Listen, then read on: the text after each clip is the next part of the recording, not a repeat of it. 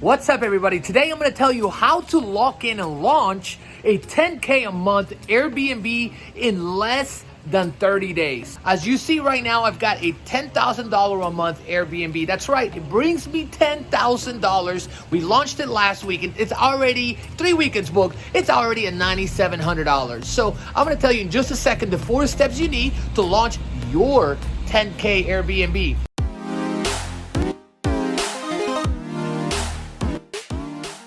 So the first thing you need, number one, is you need to do your market research. You need to understand what market you're going into and what is the property in that neighborhood, in your area, your city, wherever you are, that can bring you 10K. So what you gotta do is you gotta find the sweet spot. That's my proprietary technique that I call the sweet spot. You gotta find the sweet spot in between the short-term rental revenue and your price per square foot or rental comps, long-term rental comps, or your price per square foot if you're buying. After you do your market research, you're gonna find out what type of property that you need to launch to be able to make 10K a month. So after you do your market research, you have narrowed it down to see which property is actually gonna make you that, right? So now you know, hey, cool, like this area looks good.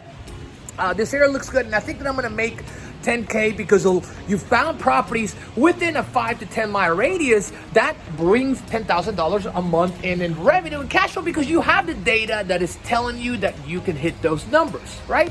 So now after you've narrowed it down, whether it's within a 5-10 mile radius from where you are, where you're living, or where you're looking, you need to make sure that you analyze the property very carefully. So whichever property you're looking for, you know, whether it's like 3-bedroom, 4-bedroom, or even an apartment that you might find that has really nice amenities, you know, so it doesn't matter what it is. Whatever you're looking for, you need to make sure that you analyze this property effectively, right? You know the numbers. If you know your numbers, you will win. If you don't know your numbers, you know where you're going. You're going to lose. So after you analyze the property, well, in the process of analyzing the property, you're going to have to find out what your rental comps are, right? So you're going to put in either your rent if you're doing arbitrage or your mortgage if you're going to calculate that mortgage, right? You're going to take out, bring the expenses in. So whatever your utilities are, right? Whatever your cleaning costs are projected in your head. So, you know, a house like this is going to be about $150 per clean, right? So you're going to project that. And you're going to upcharge a little bit. You're going to calculate your cleaning costs, you're going to calculate your expenses, and then you're going to plug them into your spreadsheet, and then you're going to subtract all of the expenses from your total revenue. So after you've done that, you're going to figure out how much it costs to operate a property like this on a monthly basis. So now that you've done a market research, you've done a property analysis, you need to make sure you plug in the numbers that you figure out, that you do your best calculated effort on the rental market to bring your gross revenue in, right? So what I mean by that is, if I think it's gonna make me 9K and this says 9K, plug in 9K, subtract expenses, and that's your arbitrage, that's your margin, your sweet spot, your projected sweet spot, right? So now you've done the analysis, you've plugged in the numbers, you subtracted your expenses, and you're gonna look at your metrics. What is your ROI? What is your cash on cash return? Which is one of the most important things. How much money am I gonna put in initially, and how much am I gonna get back year over year? So if I'm doing a 5-year investment, I wanna find out how much my cash on cash return is in 5 years. Once you figure that out, you need to make sure that you calculate your principal reduction if you're purchasing, and then also your appreciation. If you're doing arbitrage, you're not gonna get those 2 ROI components. So now that I've figured out what my metrics are, how much am I gonna make per month, I go on to the design stage, right? So I'm here, and this is a gorgeous property. So let me walk you guys over here, okay?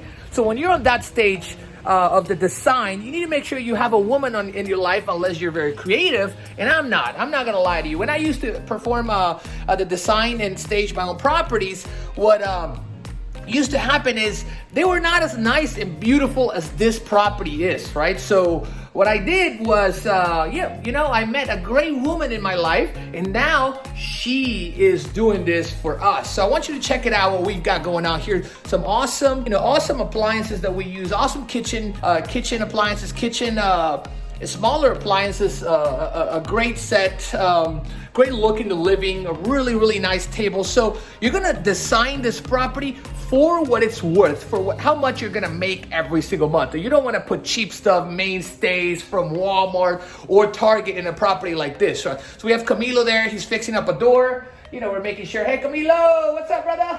What's up, buddy? How you doing? Doing great, man. Thank you so much. So here we have our table. You gotta make sure this looks good, presentable, because in the pictures, it is one of the most important things that you essentially present to your client, your guests, right? So you're designing, and then you're gonna make the orders of all the things that you're gonna purchase, whether it's online or in person, and then you're gonna purchase them, and then you're gonna install everything. You're gonna throw it in here and then figure out, what goes where.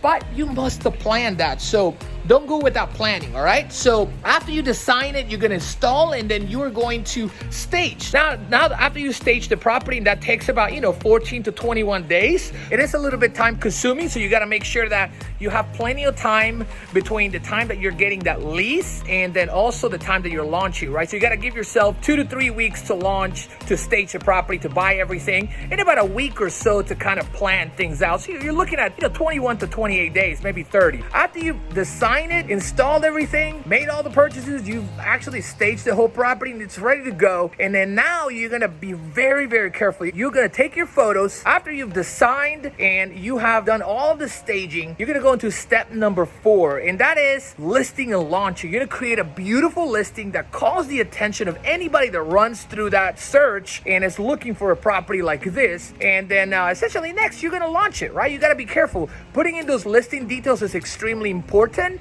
So you gotta make sure you have all the details and really work on nailing that name, that title for your listing. And then also make sure that your photos are off the chain, guys, all right? Those are your 4 steps to listing and launching a $10,000 a month Airbnb short-term rental property anywhere in this planet, right?